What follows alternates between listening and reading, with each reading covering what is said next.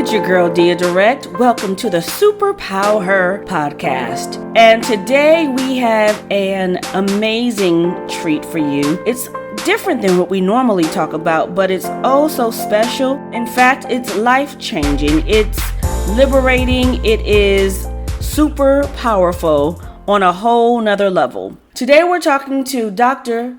Theron Williams. He's an alumnus of Virginia Union University, the Samuel DeWitt Proctor School of Theology at Virginia Union. He earned his bachelor's there, his master's of divinity, respectively. And Dr. Williams is also a graduate of the Chicago Theological Seminary, receiving his doctorates in ministry. And of course, you're also the pastor of Mount Carmel Church of Indianapolis, Indiana. Did I get all that right? You got it all right. Listen, thank you so much for joining me today. One thing that I did not say is that you're an author of multiple books, which I'll let you share more about, but you really have studied the role of Blacks in the Bible, literally in terms of the presence that Africa has in the Bible, the presence that African people have had in the Bible. You deal with it from a scholarly perspective, including books that you have that even are geared towards children. And today, of course, we're talking about one of your latest books, which is Great Women of the Bible. And you deal with it also regarding women of African descent. And I have to say that while reading this book, I was so intrigued by not only the stories and perspective of some of the key women that we'll highlight. You, I believe, highlight 7. We'll talk about a few because we want people to read the book, of course. But the thing that really stood out to me, Dr. Williams, is I grew up in the church. I've been in leadership in the church, mega churches. Of course, I've been a part of churches where women are indeed in leadership. Still, you don't really hear from a scholarly perspective much about the role of women in the Bible. When we talk about women in the Bible, we often talk about the virtuous woman, which I kind of want to delve into a little bit as well. But you do it from a perspective that I thought was really interesting. The thing that also stood out for me was that here you are, an African American scholar, pastor. Most men in general don't really feel a need to emphasize the role that women played because you are in a position of authority. Like most people who are in a position of authority where they might be at the top, if you will, it's convenient. Why would you point out the role in the leadership role that women have? And then for you to use statements such as toxic masculinity, I thought was quite liberating. I was like, okay, is Dr. Williams a feminist? What is going on here? To think otherwise, in my opinion, would be demonic. When you look at the creation account, when God created heavens and earth, and we go through the 6 days, 7 days of creation, it talks about how God created male and female. He created them, and he gave them authority. There was no hierarchy. There was no man over the woman in the original intent, design, and decree of God. It was egalitarian. Men and women were equal. It is not until the fall where now you have the woman over the serpent, where the heel will bruise his head. And then over the woman, now you have the man, because the curse was your husband will rule over you. Now you have this hierarchical system. That's not what God intentionally desired. It is because of the fall. Now everything switches into hierarchy. So the question is, do you want to function according to God's original design, or do you want to function according to what the devil caused? Stop you there for a second, because what gets confusing is the woman, it seems, is being punished. Well, first of all, when you read it, nobody gets cursed except the Satan and the ground.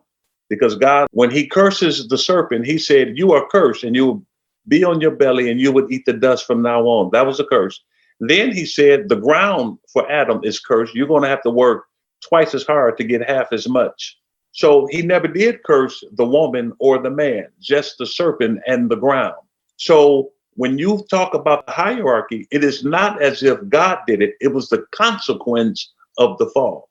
If I fall right now and bump my head and it swells up, God didn't cause the swelling. The swelling came as a result of me falling and hitting my head. So now the hierarchical system came into play, not because God did it, but because that's the consequence of the fall. And so now you have a hierarchy. You've got men over women, and you got women over children. That's hierarchical, which is demonic in concept. So when I start to function in that reality that I'm over Dia because she's a woman, and I get to oppress her because she's a woman, that's not what God originally designed. That's a consequence of a fallen humanity. The question is, do I want to continue to function in fallenness, or do I want to transition and function according to the original intent of God, which would make me and you the same before God? Listen, I'm with you. I'm enjoying what you're saying. What the question is, where exactly is the consequence for man who gets to assume the position of hierarchy? So I don't see the punishment there. And I think a lot of women would agree, okay, we can certainly see and feel what the consequences have been for women. But from a hierarchy perspective, where exactly does that weigh on the man? I am just as in bondage as you are. If I assume a position of leadership and I rule over you, I am just as in bondage as you are. We are both in bondage. So my punishment is to have the false impression that I am somehow superior to you based upon my gender. So it's liberating. We talked before we went on air. It's liberating for me to say, I'm no better than Dia. We are the same. We are on the same level. That frees me up to be who I am. But as long as I keep my foot on your neck, so to speak, as long as I continue to try to maintain my dominancy over you, I'm not free. We're both in bondage. So I need to know, how did you get free? That would then lead you to not only get free within yourself, which I'm sure is a journey, but then to write this book about it is a whole nother level. So I'd be very interested in finding out more about how you've gotten delivered, if you will. Yeah. Well, as you live and as you provide leadership and you hang around people in your field and you see how people function, we understand how we think. And I'm looking at women in my church, Dia, who are incredibly gifted, talented, got it going on. And I'm thinking, why should they be oppressed?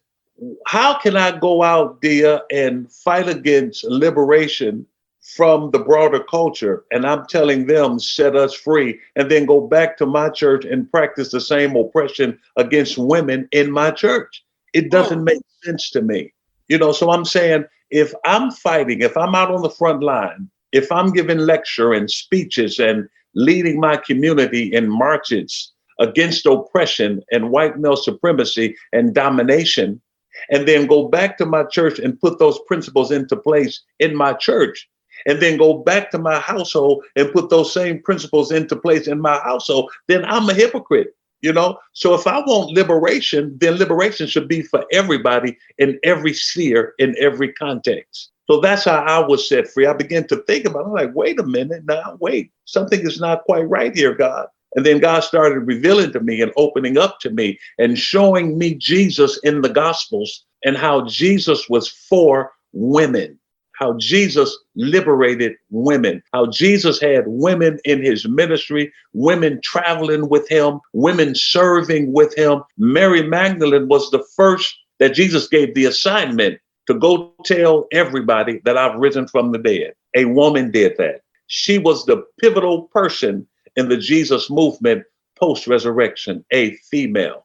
And she doesn't get enough recognition. That's why I outline her and talk about her in my book, because she deserves far more kudos than what a toxic male society is willing to give to her. Listen, you've got me all excited. I'm trying to slow down my brain here. But let's go back a little bit. Let's go back to the beginning of what you were talking about, which is Eve. And you talk about the Garden of Eden in your book. You talk about Eve being an African woman and what she looked like. And you go into great detail about that. Can you talk to me a little bit about your research? Because obviously we know that in this country especially, this has not been the image that we've seen. Some would call this, heresy for you to say these sort of things. How do you know through scholarly study that Eve was a Black woman and that the Garden of Eden was in Africa, and you call her the mother of mankind? Prove it. Okay, well, first of all, I call her the mother of mankind because that's what she's called in the Bible. Eve is the mother of all, is the mother of all who live. That's in the scripture. Secondly, in 1987, Dr. Rebecca Cann and her team completed a research project because she was looking for the mother of modern humans. And what kind of doctor was she? She's a geneticist. Okay. And she was looking for evidence of who is the mother of modern humans. And she traced the mitochondrial DNA. Now, all of us have mitochondrial DNA, but only women pass it to the next generation. So in layman's terms, what does that mean? The mitochondrial DNA? Yes, sir. It is a chemical. It is a gene that's in everybody. It's in every cell. It's called mitochondrial. It's in every cell of every human being on the planet. And it has markers where you can trace. So Dr. Cann traced the mitochondrial DNA. Since she was looking for the mother of modern humans, it would make sense to trace the DNA since women only have the capacity to pass it from one generation to the next. She traced it back 100,000 years ago to Southeast Africa, somewhere near South Africa. And she concluded her DNA research. We don't argue with DNA. I mean, it is the gold standard. Her DNA research concluded that the mother of modern humans is a Black woman.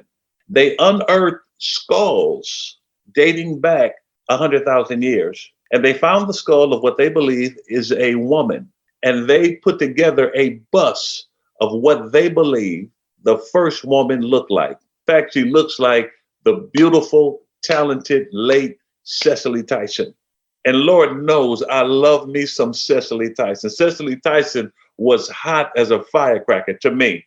And so you have the bust of Eve, mitochondrial Eve, what the scientific community calls her. And her hair is coarse, her skin is dark, her nose is broad, her lips are thick, and she's beautiful.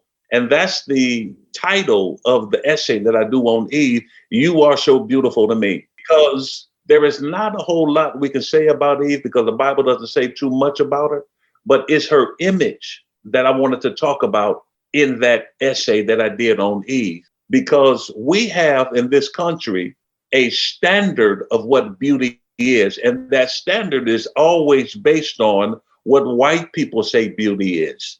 And we have our sisters trying to meet the white standard of beauty. But now we have younger sisters like yourself who are saying, I'm redefining what beauty is, and it's not based upon a white standard. It's based upon a standard that we are establishing. And so you got a lot of sisters now who are wearing their hair natural, who are not wearing any more makeup, who are just going natural. And they are some of the most beautiful women. Alicia Keys, although Alicia Keys is biracial, she identifies as a Black woman.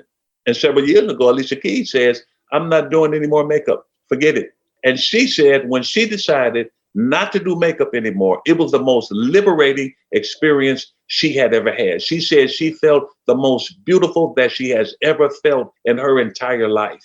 So we are redefining what beauty is. We are redefining what beautiful hair is. And the more we redefine what beauty is according to our standard, the more upset the broader community becomes because of we're no longer trying to emulate you. And so now people are attacked because of their hair.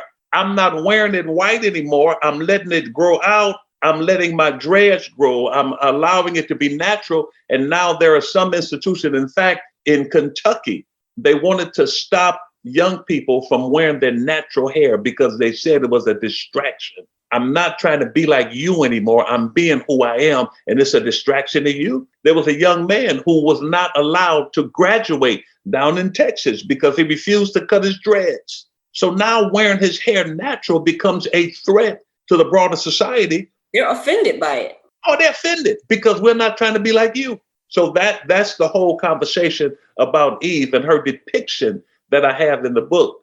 So I think everything that you just said is super powerful. The other thing that I think is important about what you just talked about is the psychological play there. How does that begin to impact women, first of all, psychologically, emotionally, but also how is that playing out within the community, right? So it's one thing for a woman to know her history, literally, to begin to redefine beauty, not just based on a fad, but based on facts, based on history. I think you did a good job of really laying out how it's really a society and societal norms that have a direct impact on how people see themselves. And so, contrary to what we've been taught in this country, which is, the lighter and brighter you are, the better you are, the slimmer your nose, your lips, etc., the more beautiful you are,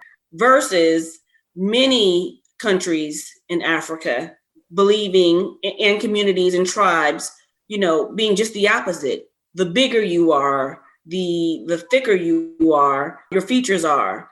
All of these things that we associate with being African, right? Wider noses, thicker lips, etc., darker skin, are seen as more beautiful. And so we've definitely been brainwashed, if you will. However, as the Bible says, in all you're getting, get understanding, right? So yes, it should begin with the woman and how she sees herself, your potential love interest, men, because while you may embrace your natural beauty, if the mindset of men has not shifted, that's going to still impact you. Women, when we're wearing makeup and doing our hair, on one hand, we're doing it to please self and, to impress each other, but ultimately in order to get the attention of men. It's a holistic shift that needs to occur. I'm interested in how men have been responding to your liberation, this knowledge that you're sharing. Again, not really convenient for them to want to change their mindset if they think they're on top. I can imagine the conversations you've been having. Dia, you threw a whole lot at me. First of all, let me start with Eve. If the image of Eve is close to accurate, the bus that we have with Dr. Can, if it's accurate, then that means this, that when God decided to create human beings, he only created two people with his hand. Everybody else came into this world through procreation. God decided he could have made them look any kind of way he wanted to make them. He made them look like he made black people. That's number one. And then when he finished, he said, it is very good. So if it's very good to God, that in it of itself should be the standard of what's good and what's beautiful. When we take that standard away from God, then the standard of beauty becomes a social construct. It's not even real because it changes from one community to the next. It changed from one culture to the next. And I'm getting ready to age myself. I was home from college. I'm from Detroit. I went to Virginia Union and I went to the corner store. There was a magazine rack and on the front was a glossy picture of Jane Kennedy. Now, Jane Kennedy, you may be too young to remember this deal, but Jane Kennedy was Nope, not too young at all. You know about Jane Kennedy? Absolutely.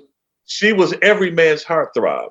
Light complexion woman, long hair, the stereotypical fair complected woman that men just drool over. And I'm standing there just like everybody else, drooling over this image of Jane Kennedy. Well, the owner of the store, he had 3 other stores in Detroit. And I'm looking at this picture of Jane Kennedy and I'm talking about how fine she is and all of that. So he overheard me talking to myself.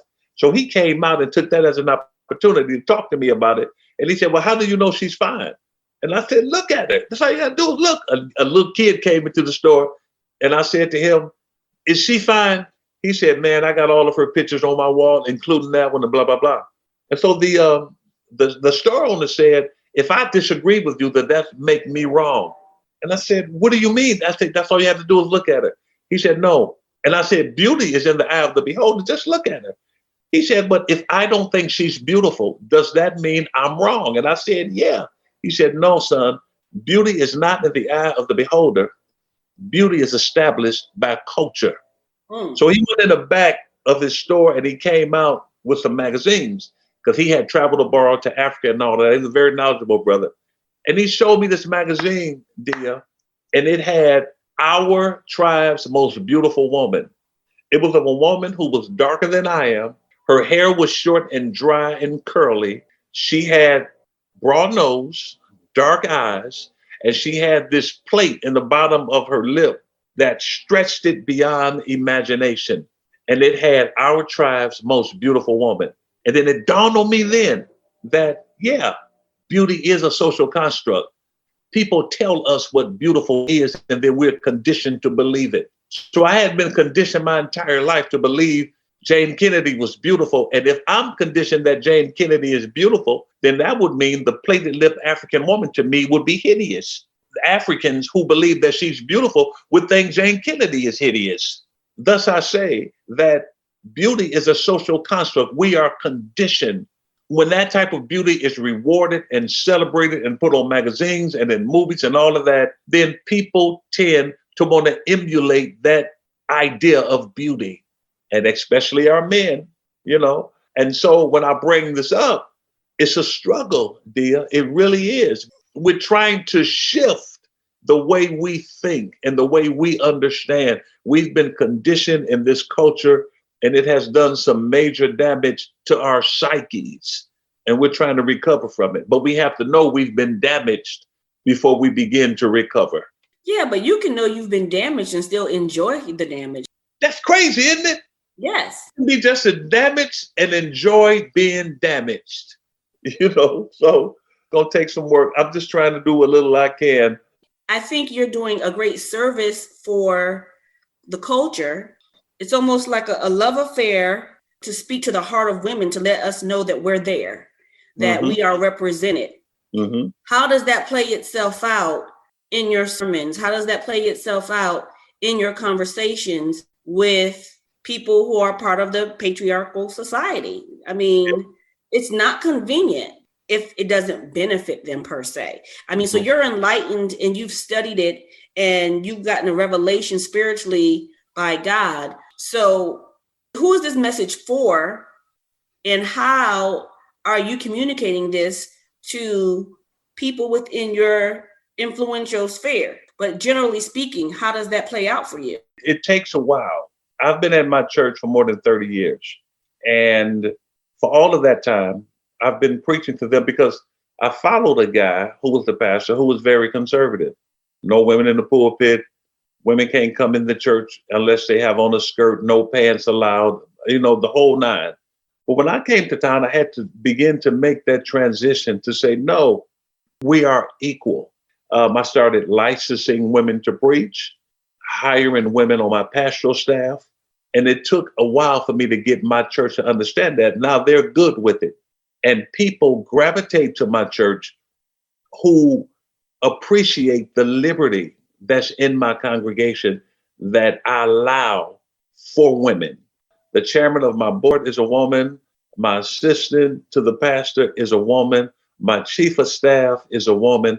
All of these women have been empowered to lead, and my church respects their leadership ability. So it has taken a process in my church. So my church is used to it. When I leave my church and go to other churches, it becomes more of a challenge, you know, and I have to be sensitive. Like if a pastor invites me to come and share at their church, I got to be sensitive that I'm not preaching against the theology that he has established at his church. So I let him know up front.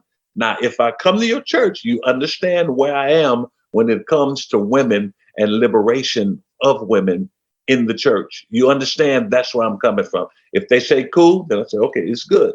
If they say no, then out of respect for that church, I don't do it.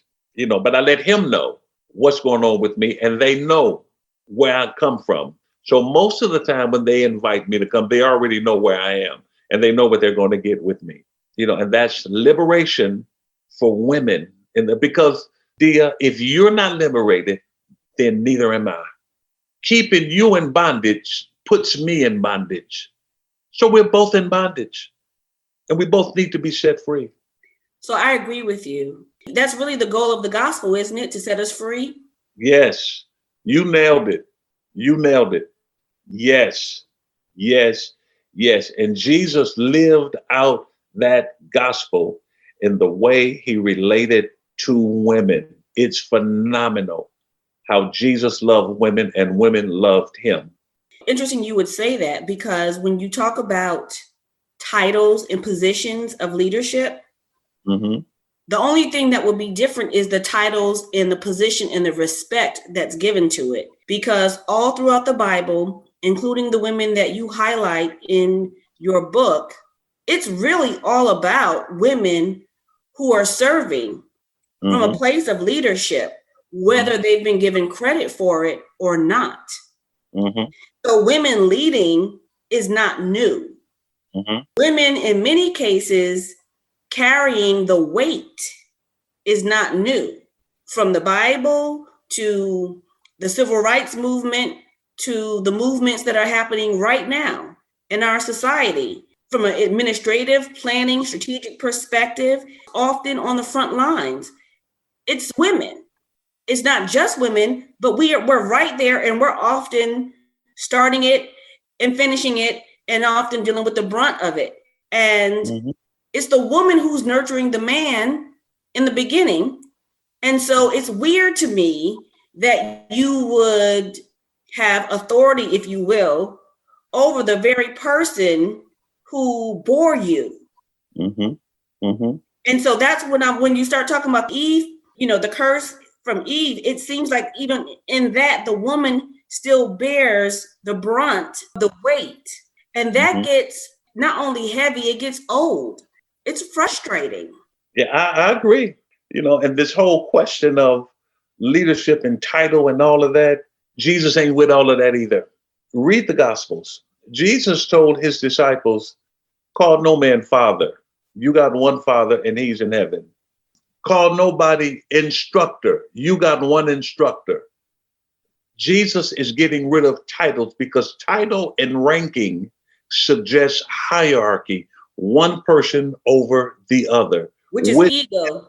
It's demonic. And that's what Jesus came to destroy: hierarchicalism, patriarchalism, and religious hierarchy. He came to destroy all of that. It's so entrenched in our society and is held up and held in place by the demonic. Because when Jesus was in the wilderness, the devil said to him, showed him all of the kingdoms of the world. So when you talk about kingdom, you're talking about king domain. That's the two words come together, king domain. And when you talk about domain, the root word is dominate or dominion. You're talking about a domination system. And what the devil said to Jesus, I will put you at the top of the domination system. He said, because it has been given unto me that I can give it to anybody. So whenever you see a domination system, whatever you see hierarchical in place, it's demonic and it's held together by the devil. Jesus came to destroy it and it crushed him. But thank God, God raised him from the dead to tell us that even though we live in a domination system, it might crush you, but the domination system will not have the last word. But somebody has to lead, don't they? Yeah, you can lead. You can lead from within.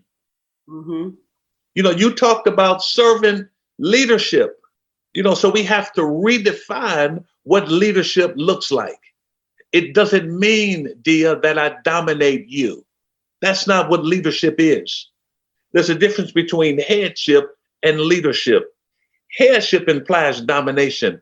Leadership implies egalitarian relationships with people who are in my sphere of fellowship.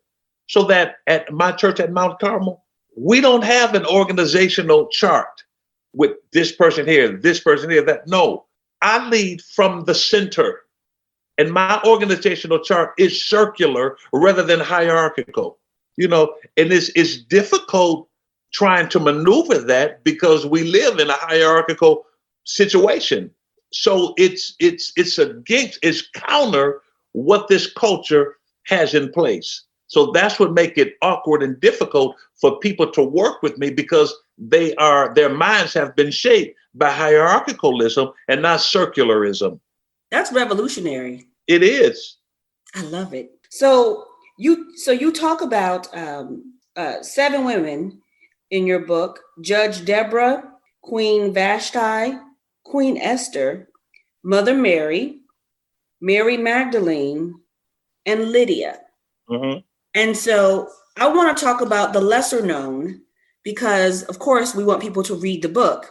But I thought Lydia was fascinating. And the reason why I wanted to also focus on Lydia, Eve being the first person that you mentioned, Lydia being the last, is that when we think about, what did you say, leadership versus headship? Yeah. We're often taught about the man being the head. And when I read what you wrote, which I want you to break down about Lydia, and I want you to tell us more about Lydia, but I'm just giving my response to what I read. In reading about Lydia, it made me think about the Proverbs 31 woman. And when you read Proverbs 31, and it talks about how the man is sort of at the gate, right, as the protector and in the front, and the woman is there working and doing business, right? Lydia was a businesswoman. I have some questions. So I'm intrigued to hear what you want to share with us about Lydia. And do you see a connection to what we've learned about the Proverbs 31 woman? When you look at Lydia, you start with Paul, because Paul said he had a vision of a man saying, come on over into Macedonia and help us. And that's when Paul got up and he left where he was to go into Macedonia, being obedient to the vision that he had in the dream. Where is Macedonia in today's world? That's in Europe. Okay. And when he goes into Europe, into Macedonia, although it's a man that beckons him to come over, the first person he meets when he gets there is a woman, Lydia. And Lydia is not in Philippi. She's outside worshiping by the river. She has her own little worshiping community. And the reason she has her worshiping community, she's a Jewish woman, and she's worshiping outside the city by the river. And the reason she chose a river is because of all of the water rituals involved in Judaism. So she's by the river worshiping with a group of women. The reason she's not in Philippi, Macedonia, Philippi, worshiping is because obviously there are no Jewish synagogues in Macedonia, Philippi. And the reason there are no Jewish synagogues is because it takes 10 men to start a Jewish synagogue. There was not 10 Jewish men who were religious enough and committed and devoted to God enough to start a synagogue in Philippi. Knowing this, now she's following the rules. A woman can't start a synagogue, but she can start what they call a prosouchi, a community of worshipers with women and children. So she goes outside by the river. She starts this worship service. So when Paul comes into Philippi, when you study Paul, whenever he's doing his evangelistic thing, the first place he stops is at a synagogue and starts preaching Jesus in the synagogue. But he doesn't go to the synagogue in Philippi because there are no synagogues. He goes outside to where Lydia is worshiping, and he preaches Jesus to Lydia. She accepts Jesus. She gets baptized. The women get baptized, and her household gets baptized. Nevertheless, there is a man that beckons unto Paul, telling Paul to come over into Macedonia and help us, which suggests to us that man that Paul saw was an expression of the spiritual dearth among men in Philippi. So since there was a spiritual dearth among men in Philippi, it is the women who held up the spiritual traditions of their foremothers and their forefathers in Philippi. And that's, to me, what makes Lydia so fascinating, that even when men are not serious enough and devoted enough, you got some women who's going to hold it down. You got some women who's going to continue the spiritual tradition of Abraham, Isaac, Sarah, Rebecca, and the rest. She's holding it down, and it is because of her that the church at Philippi is established, that great church that Paul writes to. It is because of her that Paul has sustenance and able to sustain himself while he carries out his ministry in Philippi. It's because of Lydia, the businesswoman. She is a seller of purple. She starts her business in Philippi, and she uses the resources from her business to support Paul's ministry. Just like Mary Magdalene and Joanna used their resources to support Jesus's ministry. I don't understand why my brothers in 2021 cannot see the advantage of using women in their ministry. I'm going to tell you this. There were some white evangelical preachers who went over to Hong Kong. An Asian there has the largest church in the world. He has over 1 million members. And they went over to study him on a Sunday, to follow him, because they got several locations, to follow, to see what he's doing. And after he finished his rounds of preaching, and of course he's exhausted, he took some time to meet with these white evangelical men who don't believe women should say anything, who they can't preach, they can't teach, they can't do anything. And he said to them, "You see all of this?" And they said, "Yeah." He said, "You would never have this." And they said, why you say that?" He said, "Because you don't liberate women in your church. You're trying to do ministry with one hand tied behind your back." That was profound to me. And so I don't want to be one who tries to do ministry with one hand tied behind my back. You got to liberate the sisters. And you believe it's up to men to liberate the sisters? I believe it's up to the women to rise up and demand liberation. Which is how liberation happens, isn't it? That's the way it happens. And I'm on the side of my sisters. I'm an advocate for my sisters. And again, being raised in a patriarchal society, I got that patriarchalism in me, and I recognize it and I know it. And I allow my sisters, I tell them, when you see me clowning like that, let me know. There's not going to be any pushback. If I'm being sexist toward you, if I'm exhibiting toxic patriarchalism toward you, please let me know. I want to learn. I want to grow. I want to be free. And I'm looking for you to help set me free. Okay, so Dr. Williams, we all want to ideally be better, do better, know better, right? And theoretically, when you know better, you do better, right? But it still takes time and practice. So I sit in that place of always self-evaluating. Intrinsically, I do find myself challenged by some of the things that you share. I agree with it, but the practice of it is going to take some time, right? And I said I'm challenged by it because I know it's an inner challenge. It's an inner change, and you've got to be interested in it. Yeah. Okay, so I come from a background of media and radio.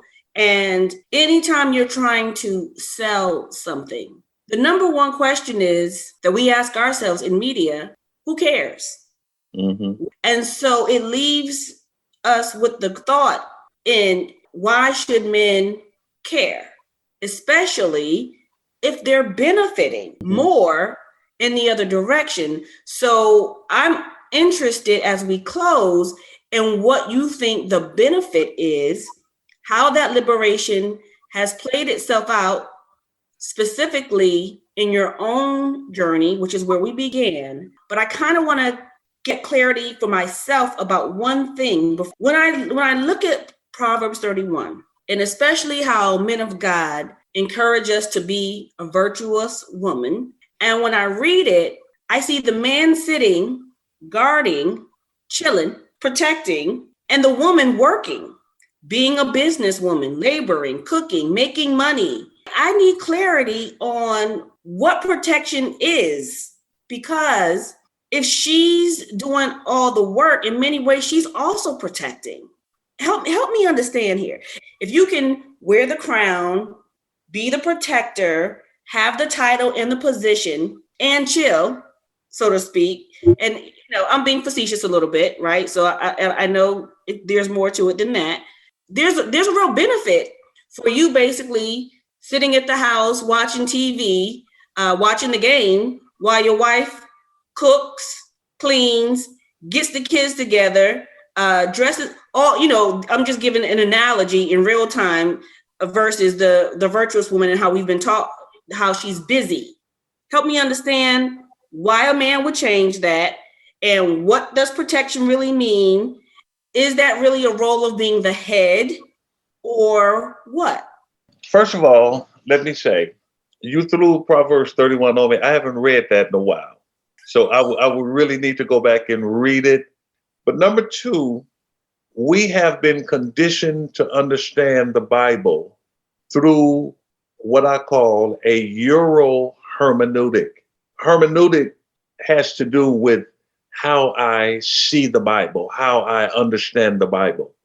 I used to wear glasses some time ago, but my vision corrected itself. I was nearsighted, so I can see up close, but I had a problem seeing in the distance. And then in time, that reversed. I became farsighted. I could see from a distance, but I couldn't see up close. Either way, I had to wear glasses. And so I would put my glasses on to see from a distance. And when I look at a distance, whatever I was looking at would come into sharp focus. When I take my glasses off, it would blur. So the reality that I was looking at remained the same. It was changed because of what I was putting over my eyes, my lenses. That's a hermeneutic. So when I put on my Euro hermeneutics, Euro glasses and read the Bible, I see one thing. When I take them off and put on a liberation hermeneutic, I see something totally different. So it depends upon how you're understanding the Bible, how you're reading the Bible, because we read stuff in the Bible that literally is just not there. It's not there. We think it's there, but it's not. It's our filter, isn't it? It's your filter. That's exactly what a hermeneutic is. It's your filter. That even in scripture, that hierarchical, patriarchal toxicity sometimes is infused in the actual biblical text. It's in there. And we have to be sensitive to that, so that when you see a woman doing everything and a man's just chilling, well, a man must have written that from that patriarchal, toxic point of view. And the Bible has a lot of patriarchal toxicity in it. It's very patriarchal. It just is.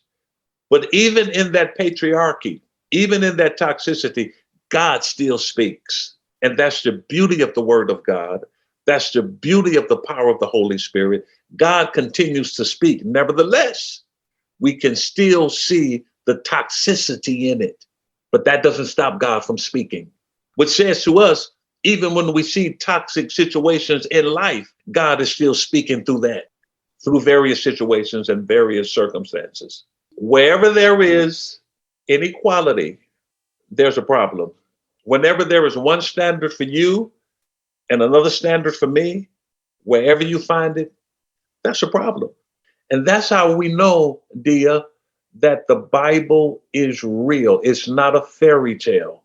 It is written in a real world, real life situation where you've got toxicity, you've got domination, you've got women being abused, you've got ethnic groups being dogged out. You don't always have a happy ending to the stories that you read. It's not a fairy tale. It's the way life is. That adds value to the Bible. So good. So you get the last word. I want everybody to get this book, Great Women of the Bible, Contemporary Conversations. Is written by Dr. Theron D. Williams. Tell us, where do we get this book? Ultimately, what do you want us to get out of this book? Okay, you can get the book from my website, BibleIsBlackHistory.com. And when you read the book, there are reflection questions at the end of each essay. And I made sure I put reflection questions for women and a set for men, because I want our brothers to read this book as well, because our brothers are in part responsible for holding in place systems of oppression of women. We just don't know it, and we think because we practice chivalry, Dia, because if I open the door for you, if I pick up your purse when you drop it, or I pick up open the car door for you, let you walk in, see you walking down the sidewalk and I step aside and let you, all of that chivalry. If we practice that, men think, I'm not chauvinistic, I'm not a sexist. And while I'm practicing all of this chivalry, I'm holding in place structures of oppression of women. While I'm holding the door open for you, I still put a ceiling above your head and let you rise only so far. I'm still not allowing you to rise in ministry, to be all that God is calling you to be. So while I'm chivalrous, I'm still practicing sexism because I'm holding in place structures of domination against women. So I want our brothers to begin to understand that just because you're nice to a woman and you courteous to a woman and kind to a woman, don't go back to your church and hold those structures in place. Don't go back to your company and hold those structures in place. Don't go back to your house and hold that stuff in place because you're sexist. And how is that going to benefit him to change? That was the question. And how has it benefited you? It's benefited me because it has set me free. God said to Eve, and you will be subjected to your husband and he will rule over you. Do you know ruling takes work? I don't want to rule over you, dear. I don't want to rule over women. And Dr. John Kinney says, my professor of theology, I don't want to rule over my wife because when I'm out of town and away from her, who's going to rule over her then? Because it takes too much energy for me to keep the structure of sexism in place. When I no longer have to keep that in place, I'm free. I feel so liberated. And I can walk in my church and feel liberated. I can walk into the Bible is Black History, which is another ministry that I have where I have employees, and feel free because it's a free situation. It's a free circumstance. It's a free environment. We feel free. We feel empowered. So I would say to my brothers, if you want to be set free, set women free in your ministry. That's what you get out of it. I think to my husbands, if you want to be free in your marriage, then stop putting your knee on the neck of your wife. Allow her to be who God has called her to be. And both of y'all are set free. You're talking about a great relationship with it. And the Bible says, and I say this as I close, the Bible says, where Christ is, there is liberty. So if I'm holding you down, Christ is not there because there's no liberty. If I'm holding women in my church down, Christ is not there because there's no liberty. The proof that Christ is where I am is everybody is set free and get to live in liberty. You preaching good. I'm feeling free already. Bible is blackhistory.com. Yes, that's it. Go get you 1 or 2 or 3 for your whole family, for your community, for some folks who need to get free. Free indeed, mind, body, and spirit. And get you some Black history while you're at it. I love it. Thank you so much. This has been invigorating and liberating. I appreciate you. Keep doing what you're doing, Dia. You're doing a fantastic job reaching a lot of people and making a difference in all of that. I'm pulling for you. I'm your biggest fan and supporter. This has been Super Power, where women of power and with powerful stories testify. And today our brother has brought us liberation to take us to the next level. Make sure you tune in, make sure you download, make sure you share this episode with everyone you know. Get liberated, get free.